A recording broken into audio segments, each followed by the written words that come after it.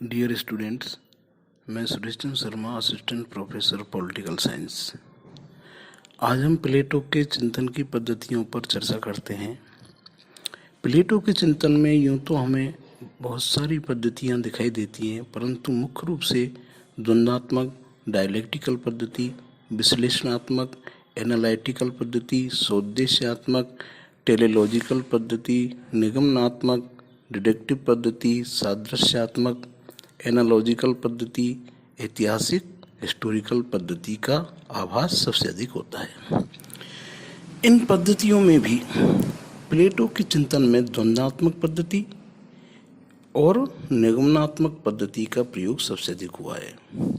हम द्वंद्वात्मक पद्धति की चर्चा करते हैं। प्लेटो के ग्रंथों को संवाद कहा जाता है। संवाद का मतलब वार्तालाप। प्लेटो ने अपने चिंतन में, अपने अध्ययन की विधि में वार्तालाप और तर्क वितर्क पर सबसे अधिक बल दिया है। यह विधि उन्होंने अपने गुरु सोक्रात से ग्रहण की। सोक्रात के बारे में कहा जाता है कि सोक्रात एक महान विद्वान व्यक्ति थे।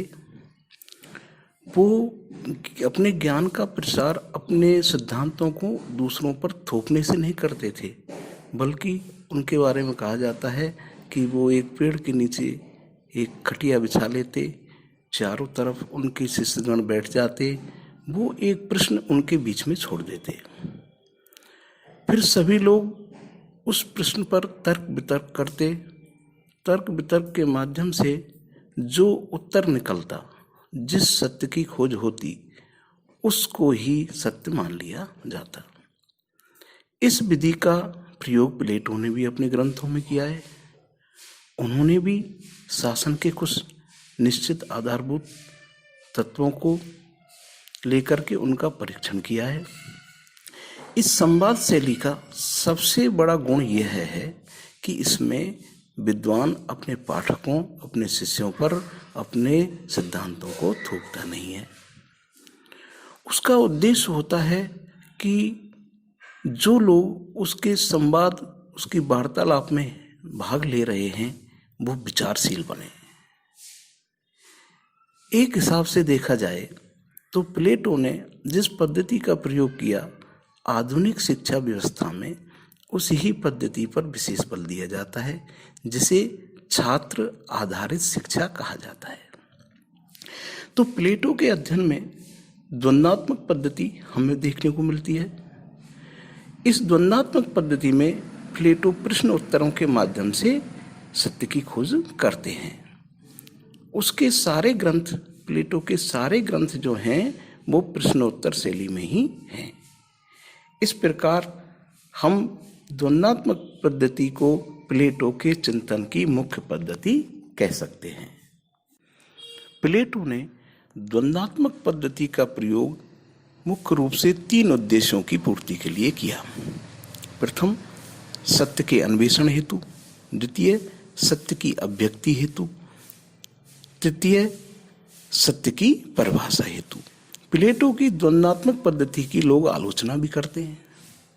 कुछ विद्वानों का मत है कि इस द्वंद्वात्मक पद्धति में उत्तरों से अधिक प्रश्नों की संख्या होती है और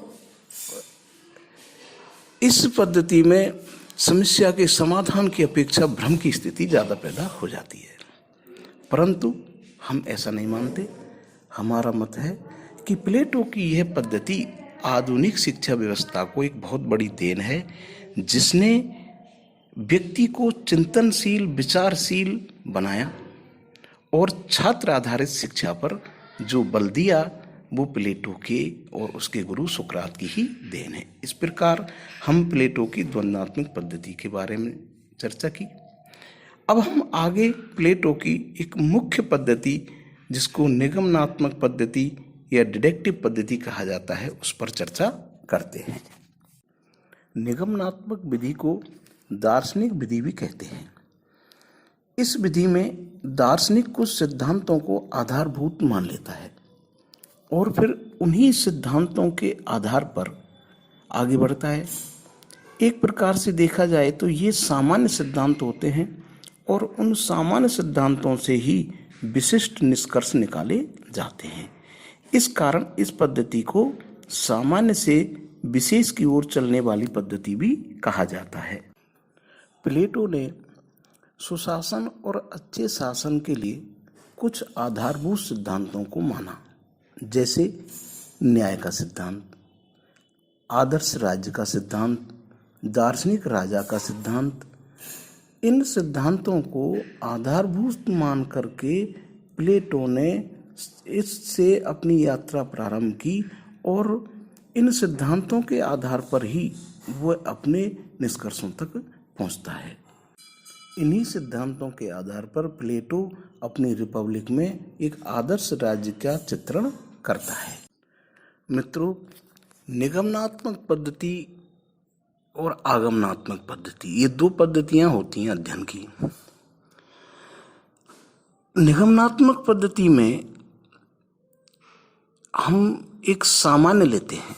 सामान्य का मतलब है कि एक सिद्धांत ले लिया, उस सिद्धांत को सिद्ध करना है। जैसे हम गणित में देखते हैं प्रमेय, प्रमेय होती हैं। एक छोटा सा उदाहरण लेते हैं कि एक प्रमेय होती है कि समकोण त्रिभुज के आधार का स्क्वायर और लंब का स्क्वायर उसके कर्ण के स्क्वायर के बराबर होता है। ये एक सिद्ध की हुई बात है। अब प्रमेय में क्या करना होता है कि हमें इसे सिद्ध करना होता है। मतलब हमने एक सामान्य ले लिया और उस सामान्य से हम विशेष की तरफ आगे बढ़ते हैं। और दूसरे उदाहरण से समझते हैं इसे कि जैसे पूरे संसार में अफ्रीका से लेकर इंग्लैंड तक, कनाडा से लेकर ऑस्ट्रेलिया तक, भारत में कश्मीर से लेकर कन्याकुमारी तक हम मनुष्यों का आकलन करते हैं। सामान्य क्या होता है कि सामान्य का मतलब है कि एक तत्व, एक गुण, कुछ एक ऐसा जो सब में कॉमन पाया जाता है। तो हम देखते हैं कि पृथ्वी पर रहने वाले सारे मनुष्य जो हैं उनमें भिन्नताएं तो बहुत हैं। भाषा की भिन्नता, रंग की भिन्नता, शारीरिक ढांचे की भिन्नता, संस्कृति की भिन्नता, बहुत सारी भिन्नता हैं, परंतु उनमें कोई ना कोई एक ऐसी समानता जरूर होगी जो कि पृथ्वी के किसी भी कोने में, एक कोने से दूसरे कोने में रहने वाले मनुष्य के अंदर मिल जाएगी। इस चीज़ को कहते हैं सामान्य, कॉमन। जैसे हम मैथ में देखते हैं, कॉमन निकालते हैं, कई सारी संख्याओं को एक साथ रख के उसमें देखते हैं कि ऐसी कौन सी संख्या है जो कि सब में मौजूद है। इसको कहते हैं हम सामान्य। और विशेष किसे कहते हैं? विशेष कहते हैं भिन्नता को। दो या दो से अधिक चीजों में जो भिन्नता होती है उसे कहते हैं विशेष। तो निगमनात्मक पद्धति में क्या होता है कि हम सामान्य से और विशेष की तरफ आगे बढ़ते हैं। दूसरी तरफ होती है आगमनात्मक पद्धति। आगमनात्मक पद्धति में क्या होती है कि विशेष भिन्नताएं जो होती हैं उन भिन्नताओं को हम पहले देखते हैं और उन भिन्नताओं से चल करके और सामान्य की तरफ बढ़ते हैं। तो इस प्रकार प्लेटो ने जो निगमनात्मक पद्धति का प्रयोग किया है उसमें सामान्य से विशेष की ओर बढ़ा जाता है। अब प्लेटो के बारे में हम एक चीज देखते हैं कि ये दो चीजें बताई कि द्वंद्वात्मक पद्धति का प्रयोग किया और निगमनात्मक पद्धति का प्रयोग किया। वैसे देखा जाए तो प्लेटो ने मुख्य रूप से जिस पद्धति का प्रयोग किया उसको हम एक ही नाम दे सकते हैं, रचनात्मक पद्धति। क्योंकि प्लेटो ने अपने पद्धति में, अपने चिंतन में रचनात्मकता पर विशेष बल दिया और कुछ यूनिक सिद्धांत निकाल कर दिए। इस प्रकार मित्रों, आज हमने प्लेटो के चिंतन की पद्धतियों पर चर्चा की है। मैं उम्मीद करता हूँ कि आपको ये जरूर समझ में आया होगा। Thank you.